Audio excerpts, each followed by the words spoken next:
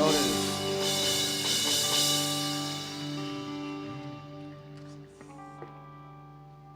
Gloria a Dios. ¿Cuántos están contentos en esta mañana? Qué hermosos los niños aquí al frente, ¿verdad? Bueno, pues buenos días a todos y cada uno de ustedes. Doy gracias a Dios primeramente por mi salvación y el privilegio de usarme en el ministerio. También quiero agradecer a los pastores por la oportunidad de compartir el día de hoy, así como al liderazgo. Y a todos y cada uno de ustedes, gracias por venir a escucharme por un rato, ¿ok? Tome su lugar ahí donde se encuentra un momento. Gracias, hermanos de la alabanza.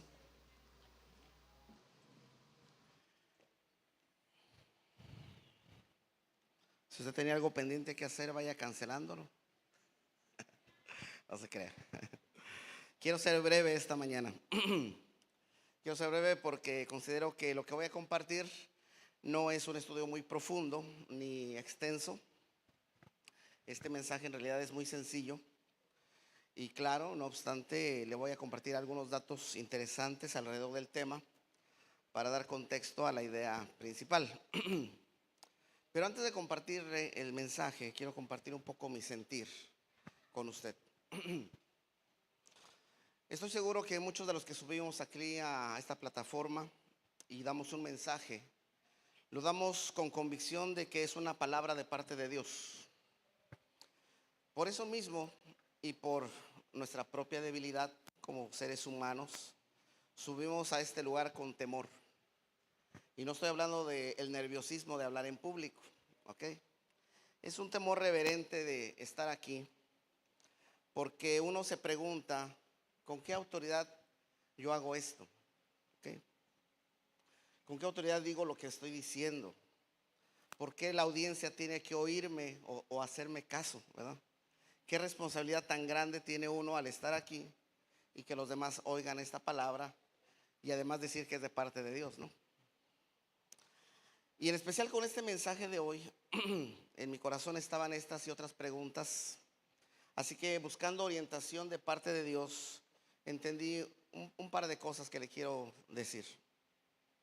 En primer lugar, uno no puede subir de una manera arrogante a este lugar y dar un discurso centrado en uno mismo, o en mi experiencia personal, o en mi sentir personal. Claro que todo mensaje que Dios da pasa por el filtro de uno como persona. Es imposible separar el mensaje del mensajero. Y Dios puede usar nuestras vivencias para asentar una verdad en la vida y en nuestra conciencia. No obstante, cada experiencia es personal. Yo no puedo imponerle mi experiencia a usted. Amén. Lo que puedo hacer solamente es exponerle el mensaje de Dios y esperar que el Espíritu Santo haga una obra en el corazón. También entendí que cuando uno predica la palabra de Dios, uno está hablando de la Biblia. El mensaje central está o debe de estar en la Biblia. Pero aún los detalles del mensaje, no solamente en la esencia, deben de estar bíblicos. Y ciertamente como maestros o expositores podemos usar de muchos recursos para poder compartir un tema. Pero debemos de apegarnos nosotros como expositores a la Escritura y no poner la Escritura debajo del tema. Porque como dijo el apóstol Pablo, me he propuesto no saber otra cosa entre ustedes, sino a Cristo y a este crucificado. Así que mientras predico, trato de conservar la Escritura como centro y fundamento para que la autoridad que emana del mensaje venga de la Biblia y no de mí. Y finalmente, mientras comparto, debo de hacerlo con fe. La Escritura le advirtió al pueblo de Israel: si viene un profeta y da un mensaje y lo que se dice se cumple, es porque viene de Dios. Pero si no se cumple, no le temas, porque yo no lo envié. Habló de su propio corazón. Estoy parafraseando la Escritura en esta parte. Así que nosotros quienes compartimos la palabra, primeramente buscamos que sea una realidad de nuestra vida. Queremos que esta palabra primero haga una transformación en nosotros para que el discurso no sea un discurso vacío.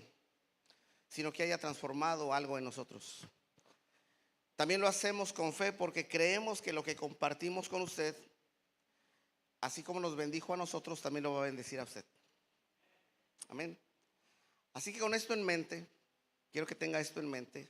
Permítame hablarle la palabra de Dios en esta mañana. Y quiero invitarlo a que vaya conmigo ahí a Josué 1.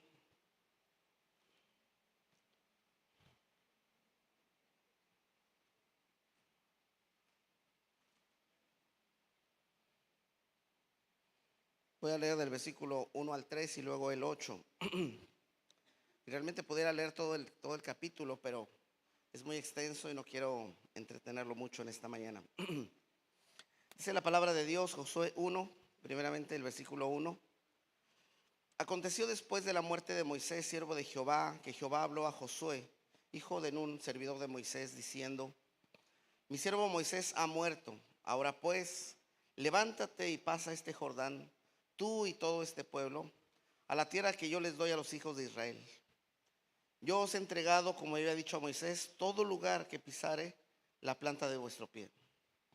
Y el versículo 8 dice: nunca se apartará de tu boca este libro de la ley, sino que de día y de noche meditarás en él, para que guardes y hagas conforme a todo lo que en él está escrito, porque entonces harás prosperar tu camino y todo te saldrá bien. Si es su momento ahí, por favor, vamos a orar. Padre, te damos gracias en esta mañana por tu palabra. Tal como lo he expresado, Señor, no quisiera que fueran mis palabras, sino fuera tu palabra. No mis ideas, Señor, sino tu mensaje para nosotros en esta mañana.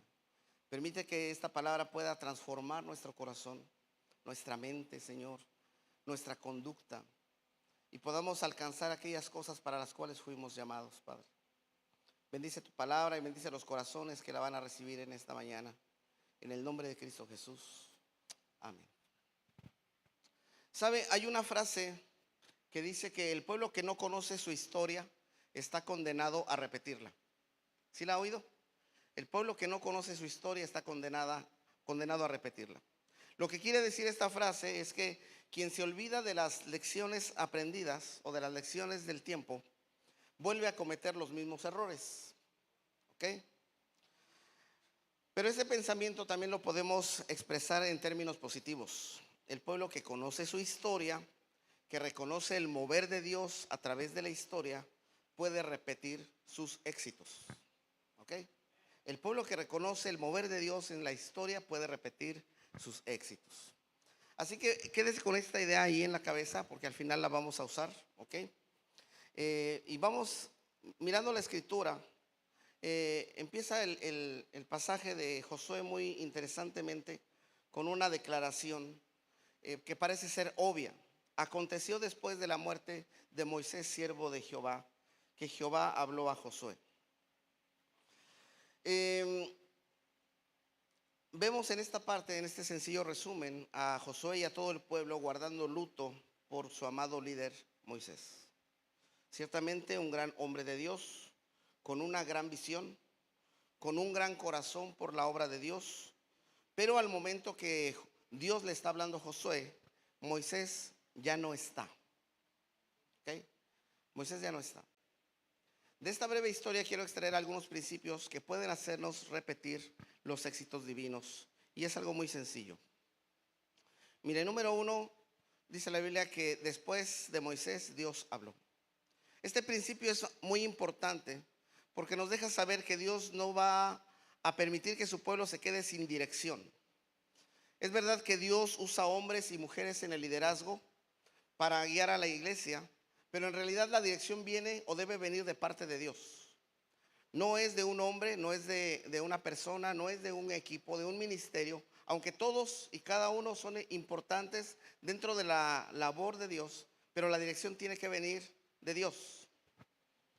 Cada vez que en la escritura vemos que un líder ya no está, Dios llama a alguien más.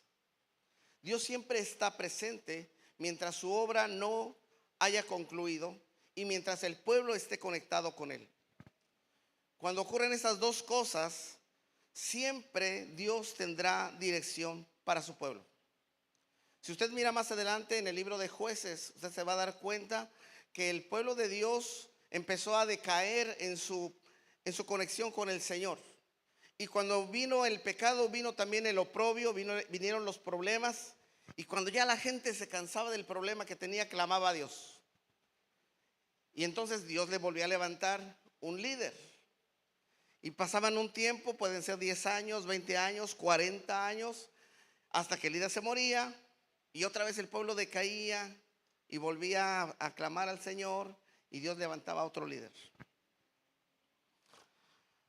Pero en el caso de Moisés, Dios permitió que Moisés terminara su ministerio, pudiera empoderar a uno de sus siervos, que era Josué en este caso, y darle continuidad a la visión que tenían. Dios siempre tiene dirección para su pueblo cuando el pueblo está conectado con Dios. ¿Sí? ¿Cuántos están conectados con Dios en esta mañana? Ok. Mira, hay una diferencia, por ejemplo, con Saúl y David.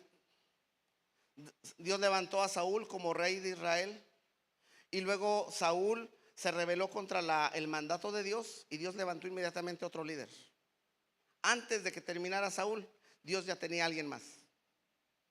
¿Ve la diferencia? Podemos ver aquí algunos patrones divinos dentro del actuar de Dios con respecto a su pueblo. A veces Dios tiene una dirección para su pueblo inmediata. A veces el pueblo renuncia a estar en contacto con Dios y Dios tiene que esperar a que el pueblo se arrepienta.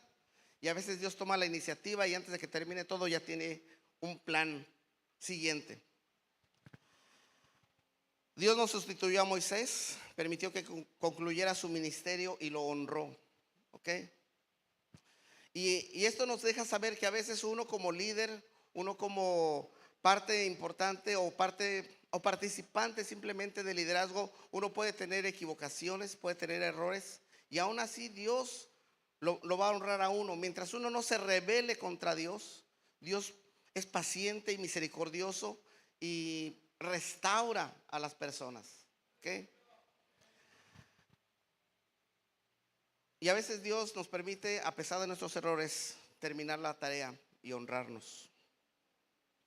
Vea usted que Pedro, por ejemplo, en el Nuevo Testamento estaba comportándose de una manera, dice la Biblia, indigna con respecto a su trato con los demás, con los gentiles. Y entonces Pablo lo confrontó y le dijo: esto que estás haciendo no es correcto, no es cristiano y tú eres un apóstol. Y sin embargo vemos que Pedro no solamente fue restaurado, sino que además le permitió Dios escribir algunas cartas para la iglesia y ser parte de la formación de la iglesia primitiva. Dios, el Señor Jesús, le había dado las llaves del reino, que significa que era la persona que iba a abrir el evangelio a los gentiles y a los judíos también. Y de hecho ocurre en el Pentecostés, Él abre la puerta a los judíos para que se conviertan y después va con Cornelio y abre la puerta a los gentiles para que también los gentiles se conviertan. Dios nunca le quitó las llaves, nunca le quitó el privilegio, nunca le quitó el ministerio, aunque tuvo errores, pero Dios trabajó con él para restaurarlo. Así que después de Moisés, Dios habla. Después de un líder que ya no está, Dios tiene una palabra para alguien más. Dios siempre está levantando gente que vaya a cumplir la obra.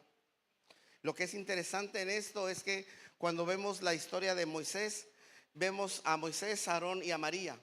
¿Sí se ha dado cuenta? Si usted ha leído el Pentateuco, puede ver a estas tres personas trabajando juntas en el reino de Dios. Pero cuando vemos la historia de Josué, la Biblia termina diciendo Josué y los ancianos que eran parte con Josué.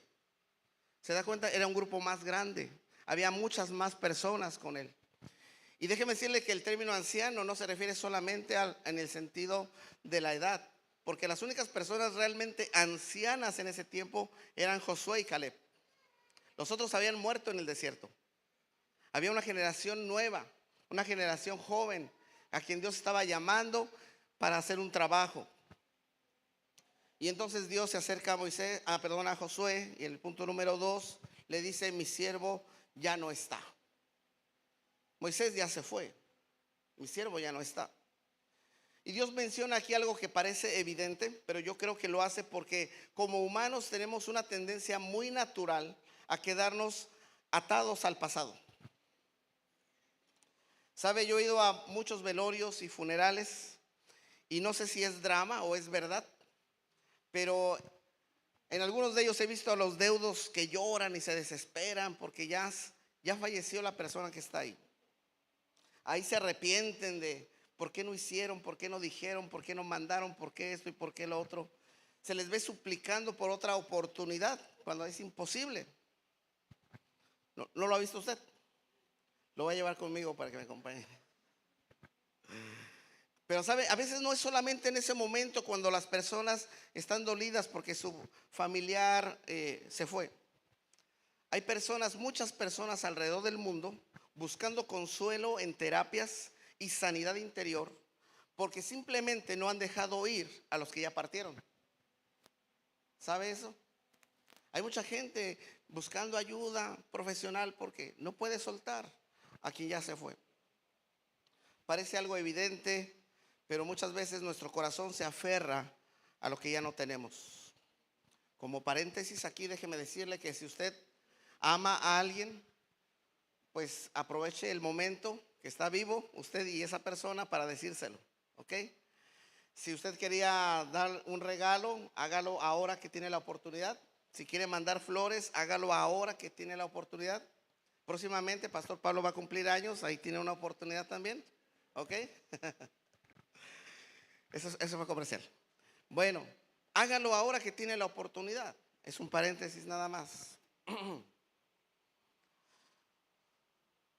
Así que creo que Dios le recuerda a Josué que Moisés ya no está, que ha dejado un legado, que ha dejado todo preparado para la siguiente fase, para la siguiente fase, pero es Josué quien tiene que tomar su lugar. ¿Ok? Ya no es Moisés, ya no puede descansar en que va a ser Moisés, ya no puede descansar en que Moisés va a hablar al Señor y va a mandar aves, o va a mandar el maná, o va a perdonar el pecado. Ya no está, ¿sí? Y entonces le dice, punto número 3, levántate y cruza este Jordán. Levántate y cruza este Jordán. Mira qué poderoso es este mandamiento. Levántate. Sí, tenía que levantarse de su tiempo de duelo. Tenía que levantarse de estar acampando ahí a la orilla del río. Tenía que levantarse también como líder. Era más que solamente un llamado a tomar su posición. Era no solamente ponerse de pie, sino ponerse en una posición de acción. Es hacer válidas las promesas de Dios. Muchas de las veces que Jesús hizo un milagro, le dijo a la gente, levántate. Señor, es que estoy cojo, levántate. Señor, es que tengo 38 años tirado ahí, levántate. A la niña que estaba muerta le dijo, levántate. Talita Kumi, ¿no? Levántate. ¿Qué hubiera pasado si la gente no se hubiera levantado? ¿Había recibido su milagro? ¿Qué hubiera pasado si la gente no se levanta a la orden del Señor? ¿Sabe que aún el apóstol Pablo, con relación a la salvación, a los corintios le dice, mira, levántate tú que duermes? Ahí despierte al que está a su lado. Levántate tú que duermes, ¿ok? Y te alumbrará Cristo. Amén. Levantarse es por mucho una actitud de prepararse para la acción. Y la siguiente orden fue: cruza este Jordán. El Jordán es un río en Israel que representa tanto un límite territorial como un límite espiritual. El Jordán era la frontera entre el desierto y la tierra prometida. Era el límite entre la dura jornada que habían pasado en el desierto y el descanso que ofrecía la tierra prometida. Este río ha sido hasta la actualidad testigo y participante inerte de sucesos significativos. Uno de ellos es cuando Jacob venía de vivir con el tío Labán a encontrarse con su hermano. Él llega a un vado, a una cuneta que se llama Jaboc. Y dice que cuando se enteró que su hermano venía contra él, dividió a la gente en dos campamentos, los hizo cruzar el río y él se quedó antes, no lo cruzó con ellos. Y en ese momento él se pone a pedirle al Señor: mira, con un cayado, con un palo nada más crucé este Jordán, y ahorita regreso con dos campamentos, con mucha gente, con mucho ganado. Así como me has bendecido allá, te pido que me bendigas para que me libres de la mano de mi hermano. Pero él no ha cruzado ese Jordán. Él está esperando la orden de Dios para cruzar. Y entonces viene un ángel, usted sabe la historia, viene un ángel y pelea con él. Y él no lo suelta hasta que dice: no te voy a dejar hasta que me bendigas. Allí en ese momento Dios le cambia el nombre y le da una victoria ante su hermano mucho antes de que se enfrente personalmente con él. Algunos otros sucesos conectados con el Jordán fueron el sitio donde Dios proveyó a Elías mientras estaba la sequía. Ahí también se dio el arrebatamiento de Elías por un torbellino. Ahí se dio la confirmación del llamado de Eliseo. Allí tuvo lugar la sanidad de Naamán, la visión de Ezequiel sobre la restauración futura de Israel. Ahí pasaron los exiliados para regresar a Jerusalén después de estar en Babilonia. Y el ministerio de Juan el Bautista se dio allí, y también ahí fue bautizado Jesús. Todas estas cosas nos indican una sola: el Jordán representa un punto de decisión, un punto de inflexión en la vida de personas y pueblos. Cruzarlo era tomar una decisión radical. Así que cuando Dios le dice a Josué: levántate y cruza este Jordán, está diciendo: levántate, toma tu posición y empieza a tomar decisiones radicales. Hay gente en el ministerio que está esperando que le den, no sé si el visto bueno, la licencia o la bendición, no sé qué están esperando, para hacer algo. Pero la orden de Dios es: levántate y empieza a tomar decisiones radicales. No necesitas otra cosa. Levántate, toma tu posición. Levántate, hombre de Dios, toma tu posición como líder de tu familia. Levántate, mujer de Dios, y toma tu posición como la mujer de Dios en tu familia. Levántate, joven, y toma tu posición como el hijo ejemplar en tu familia. Toma decisiones radicales, decisiones que el mundo no está tomando, decisiones que el mundo quiere dejar a un lado. Tómalas tú, cruza este Jordán. No puedes alcanzar la bendición, no puedes alcanzar la promesa si no tomas decisiones radicales.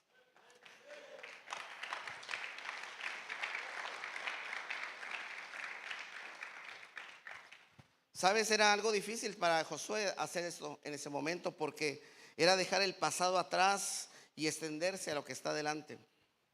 Josué y el pueblo que estaba con él podían mirar hacia atrás y ver los milagros, porque antes de eso hubo milagros en el desierto. Podían ver la provisión de Dios, el maná, las codornices, no sé qué tantas cosas, ¿verdad? Las maravillas de Dios, la columna de fuego y de nube, la roca que daba agua, también los juicios por desobediencia. Amén. Había mucho que decir sobre el pasado. Tan solo mira Deuteronomio. Deuteronomio es un resumen de todo lo que han pasado durante 40 años. O sea, dejar ir 40 años no es cosa fácil. Era toda una vida. Y además en la jornada muchos se habían quedado en el desierto.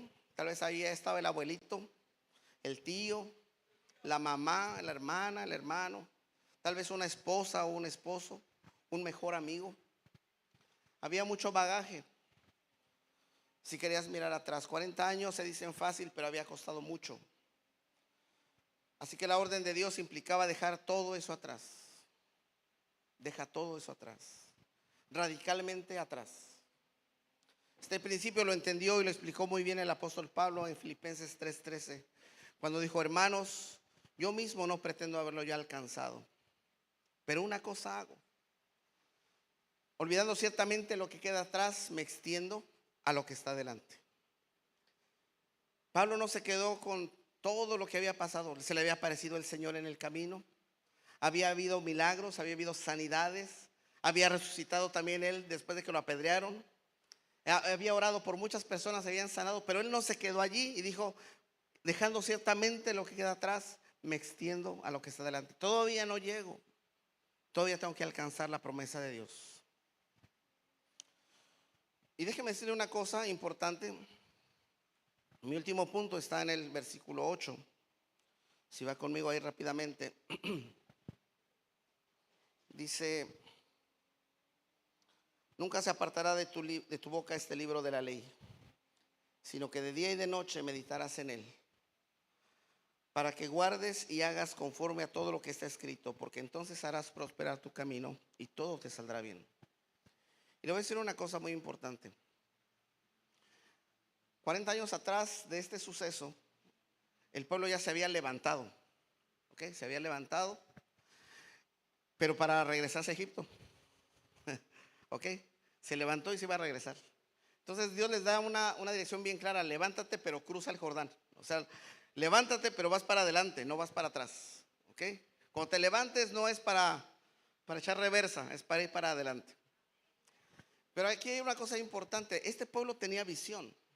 Desde que Moisés fue, es más, desde antes, desde que Dios llamó a Abraham, le dijo: esta tierra va a ser tuya, ¿ok? Lo dejó que se paseara por la tierra, anduvo como vagabundo ahí en la tierra. Bueno, no vagabundo propiamente, sino como nómada, es la palabra correcta, en la tierra. Pero nunca la poseyó, nunca fue de él. Sus hijos, sus nietos también estuvieron ahí hasta que entraron a Egipto. Y la promesa continuó allí, ¿ok? Y le voy a decir una cosa: no es suficiente tener una promesa, no es suficiente tener una visión. Este pueblo tenía promesas y tenía visión, y muchos de ellos no la tuvieron, muchos de ellos no la alcanzaron. ¿Qué fue lo que hizo la diferencia con esta generación? Que esta generación se le dijo: este libro de la ley, esta palabra, la palabra de Dios, tiene que estar viva en tu boca y en tu corazón. Mira, tenemos que edificar a estos niños que estaban aquí en la palabra de Dios, porque sí se ven muy bonitos aquí estos niños, qué preciosos todos ellos, y luego llegan a ser adolescentes y se van al mundo. Si la palabra de Dios no está viva en ellos, para ellos solamente es el asunto de tener la ropita, el dibujito, la fotografía, las luces. ¿Me explico? Tenemos que invertir en ellos, no solamente en un aspecto emocional, sino en un aspecto espiritual. Nosotros como padres tenemos que invertir en ellos, no solamente el domingo, sino día a día, en la mañana y en la noche, y hablarle de Cristo y hablarle de la palabra, y irlos educando en eso, porque entonces harán prosperar su camino y todo les saldrá bien. No es suficiente tener una visión o una promesa. Necesitamos estar fincados en la palabra para poder alcanzarla. Porque cuando eso pase, entonces haremos prosperar nuestro camino y todo saldrá bien.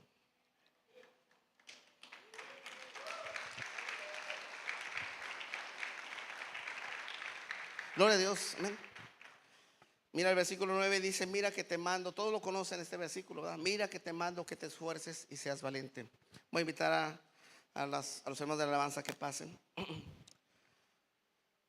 Te mando que te esfuerces y seas valiente. No temas ni desmayes. Toda esta parte que puede ser como una inspiración emocional, es esta motivación, ¿verdad? No es una motivación vacía, está basada en la obediencia. ¿Sí? Está basada en la obediencia. No temas ni desmayes, porque yo estaré contigo. La situación viene a ser igual en el Nuevo Testamento. Dijo el Señor Jesús: si mis palabras están en ustedes y yo estoy en ustedes, entonces pidan lo que sea, les será hecho. Pero la palabra tiene que estar viva en nuestro corazón. La palabra, tenemos que estar fundados en la palabra. No podemos estar fundados solamente en una idea o en una imaginación propia, sino debe ser la palabra la que sea nuestro fundamento y parte esencial de nuestra vida. Sin eso, las promesas y las visiones serán heredadas a otra generación.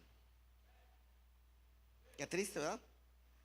Que, pues sí, imagínese por un momento, el Señor habló con Moisés y le dijo: tú no vas a meter a este pueblo, te voy a dejar que subas al monte y mires desde ahí la tierra.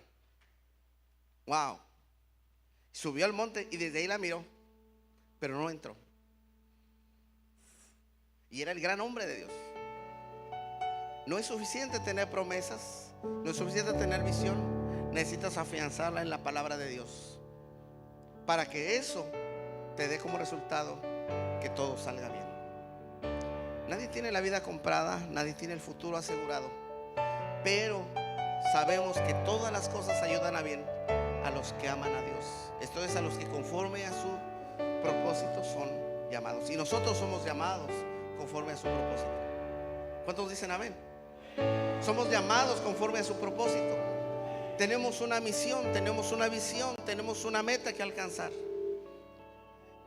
Y Dios dice: mira, yo sé, ha partido el líder de Alcance Victoria, el fundador, ¿sí?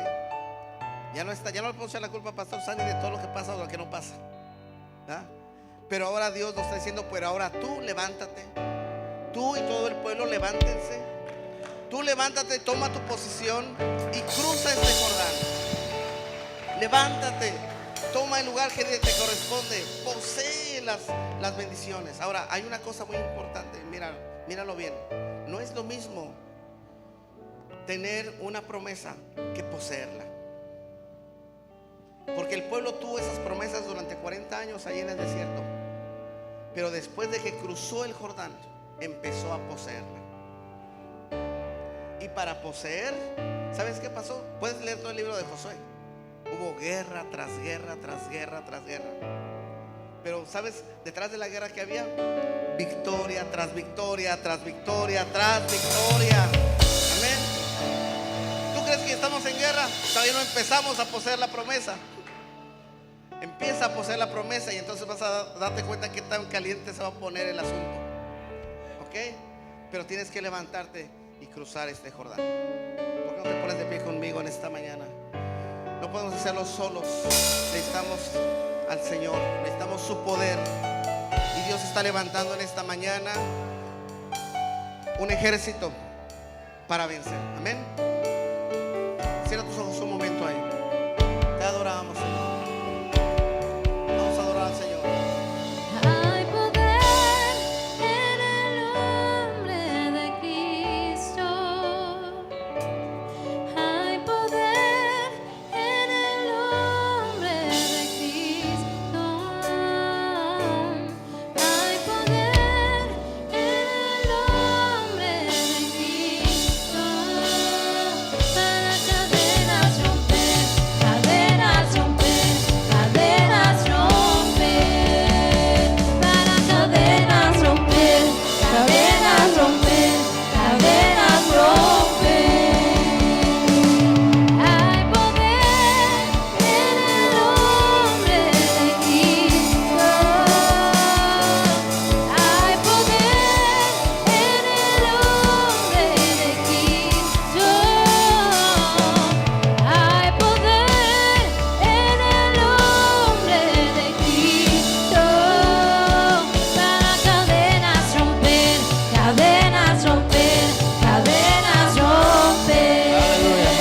Para cadenas romper, cadenas romper, cadenas romper. Para cadenas romper, cadenas romper, cadenas romper. Aleluya. Un momento más, ahí donde están, levántate y cruza el Jordán, la palabra de Dios que viene de parte de Dios. Ahí donde está, levanta tus manos. Posiblemente tú has estado pensando, viendo qué es lo que sigue para tu vida, qué es lo que sigue para tu familia. Y el día de hoy Dios quiere hablar contigo, Dios quiere darte dirección, Dios quiere darte otra promesa y tu visión que sea más clara. Levanta tus manos y adórale a Dios ahí donde tú estás. Un momento más. Señor, gracias, Señor, te adoramos. Gracias por tu amor, Señor, gracias. Yo oro por claridad, Señor, sobre tu pueblo. Yo oro, Señor, por una visión clara, Señor. Promesas, Señor, que se dé, Señor, una promesa personal, Señor, para cada uno de tus hijos, cada uno de tus hijas, Señor. Te adoramos, Señor. Gracias, Señor. Aleluya.